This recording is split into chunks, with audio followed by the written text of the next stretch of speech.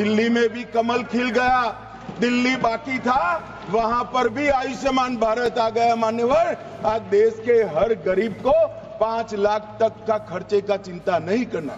सिर्फ बंगाल बचा है दादा, ये चुनाव के बाद वहां पर भी कमल खिलेगा और वहां पर भी आयुष्मान भारत आ जाएगा। ये बांग्लादेशी घुसपैठिए हो या रोहिंग्याज हो जो घुस कर आते हैं, पहले असम से भी आते थे जब कांग्रेस की सरकार, अब बंगाल से आते हैं टीएमसी की सरकार, घुस कर आते हैं। इनको आधार कार्ड दादा कौन देता है? नागरिक कहां के बने हैं? कहां के बने हैं?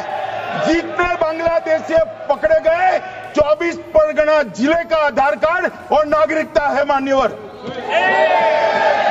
और ये जो आप आधार कार्ड इश्यू करते हो, वो आधार कार्ड लेकर, वो वोटर कार्ड लेकर ये दिल्ली तक आते हैं।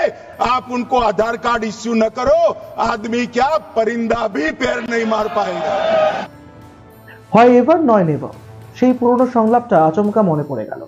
কারণ সামনে বিধানসভা নির্বাচন আসছে, আর এই বিধানসভা নির্বাচনে বিজেপি নিজেদের জায়গা তৈরি করার জন্য একেবারে মরিয়া। একদিকে যেরকম রাজ্য স্তরে বিভিন্ন নেতা নেতৃত্বদের দেখা যাচ্ছে একেবারে গ্রাউন্ডে নেমে লড়াই করতে, গ্রাউন্ডে নেমে জমির একেবারে ইঞ্চিতে ইঞ্চিতে জমি বুঝে নেওয়ার চেষ্টা করছে, ঠিক তেমনভাবে নিজেদের রাশ নিজেদের হাতে ধরে রাখার জন্য একেবারে মরিয়া তৃণমূল কংগ্রেস। আলাদা করে বলে দিতে হয় না, যত নির্বাচন এগিয়ে আসছে ততই রাজনৈতিক উত্তাপ রীতিমতন বাড়ছে, রীতিমতন মানে রাজনীতির ময়দানে মাটিতে আগুন জ্বলতে শুরু করেছে। কারণ হাতে সময় বেশি নেই, খুব তাড়াতাড়ি নির্বাচন চলে আসবে এবং এর মধ্যেই যা করার করে ফেলতে হবে। সেটা বিজেপির জন্য প্রযোজ্য, আবার শাসক দল তৃণমূল কংগ্রেসের জন্য প্রযোজ্য। আর এই সব কিছুর মধ্যেই এবার সংসদে এমন একটা ভাষণ সামনে এসেছে যেটা আবার রীতিমতন তুলে শেয়ার করেছেন রাজ্যের বিরোধী দলনেতা শুভেন্দু অধিকারী।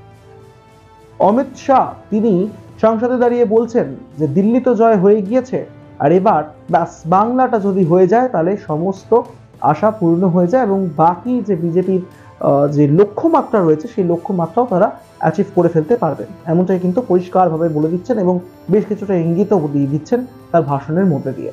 আর এই গোটা বিষয়টাকে নিয়ে সমাজ মাধ্যমে রীতিমতন নিজের হ্যান্ডেল থেকে শেয়ার করেছেন রাজ্যের বিরোধী দলনেতা শুভেন্দু অধিকারী। অর্থাৎ বোঝাই যাচ্ছে যে একদিকে যেরকম কেন্দ্রীয় নেতৃত্বের একটা ইচ্ছে রয়েছে, আর সেই ইচ্ছেটা পূরণ করার দায়িত্ব হচ্ছে রাজ্যের নেতৃত্বদের। একদিকে যেরকম অমিত শাহ এমনটা পরিষ্কার করে ঘোষণা করে দিচ্ছেন যে নির্বাচন আসছে এবং রীতিমতন সেখানে পদ্ম ফোটাতে হবে বাংলায়, আর তার জন্য সেই দায়িত্বভার একেবারে কাঁধে তুলে নিচ্ছেন শুভেন্দু অধিকারী। চারদিকে নানান রকম যে রোড শো হচ্ছে, নানান রকম ইস্যু হচ্ছে, বিভিন্ন সভা হচ্ছে, সব জায়গা থেকে কিন্তু তৃণমূল কংগ্রেসের বিরুদ্ধে আক্রমণ করতে দেখা যাচ্ছে বিরোধী দলনেতাকে। অর্থাৎ বিজেপি এলে কি হবে, বিজেপির আশাটা কতটা প্রয়োজন, এই সব বিষয়গুলোকে যেরকম একদিকে নজর দেওয়া হচ্ছে বিজেপির তরফে, বিশেষত শুভেন্দু অধিকারীর বক্তব্যে শোনা যাচ্ছে, ঠিক ততটাই শোনা যাচ্ছে বা গুরুত্ব দেওয়া হচ্ছে তৃণমূল কংগ্রেস থাকলে আগামী দিনে আরো কি কি কি কি ক্ষতি হতে পারে এই রাজ্যের বুকে। তাই সব মিলিয়ে আয়ুষ্মান ভারত চালু হয়েছে যেরকম অন্য রাজ্যে, আয়ুষ্মান ভারত চালু হবে এই রাজ্যেও, মানে বাংলাতেও। তো কখন চালু হবে? যখন বিজেপি ক্ষমতায় আসবে।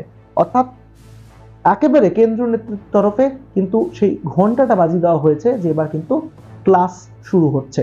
অর্থাৎ তৈরি হতে হবে, বই খাতা নিয়ে একেবারে বসে পড়তে হবে টেবিলে এবং খাতা খুলে টিচার অর্থাৎ কেন্দ্রীয় নেতৃত্ব যা নোটস দেবে সেই নোটস লিখে ফেলতে হবে, আর পরীক্ষায় একেবারে অক্ষরে অক্ষরে সেই নোটস মেনে পাশও করে আসতে হবে।